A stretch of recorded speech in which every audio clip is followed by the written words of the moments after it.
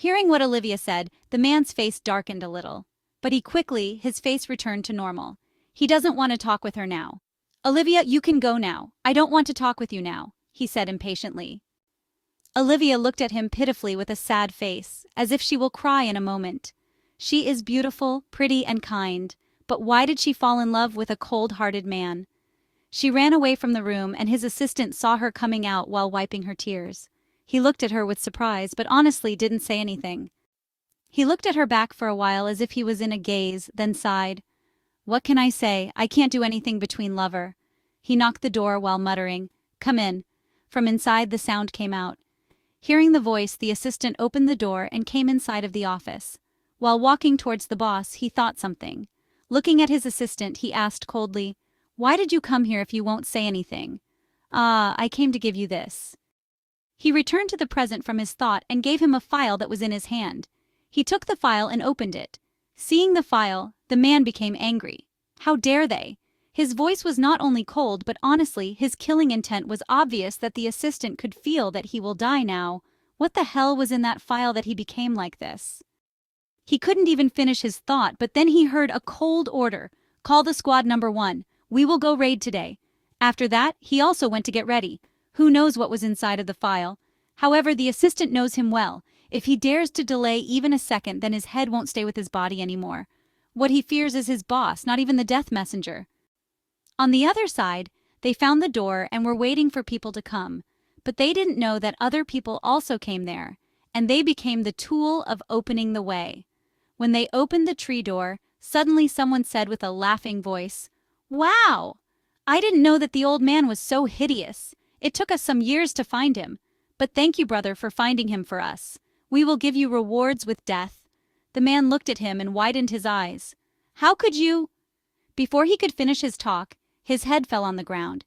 Seeing the man's head fall on the ground, the other people were sweating with fear. The assassin had followed them for a while, but they didn't even notice that. They were careless. But before they could react, everyone died here. After killing everyone, the assassins came out from the shadow. There were 50 to 60 assassins who came out. "Boss, we checked everything here. No one will know what happened here today.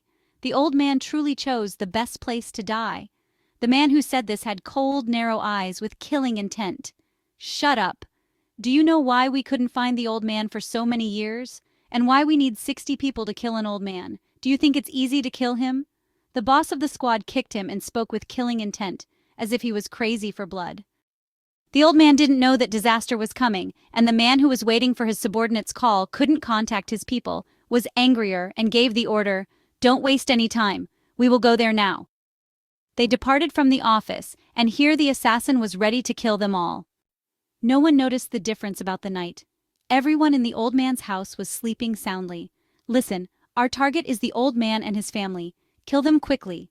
Saying this, he stepped forward, but suddenly, a sound came out and blasted very soon before they could react. 2 assassins died instantly. "Fool, do you think it's so easy to trespass on the old man's house? Did you forget that the old man is a blacksmith? Idiots don't need to survive. It's good they died," the boss said with a cold, angry voice. Then they carefully tried to enter the villa, but it's not easy to trespass silently.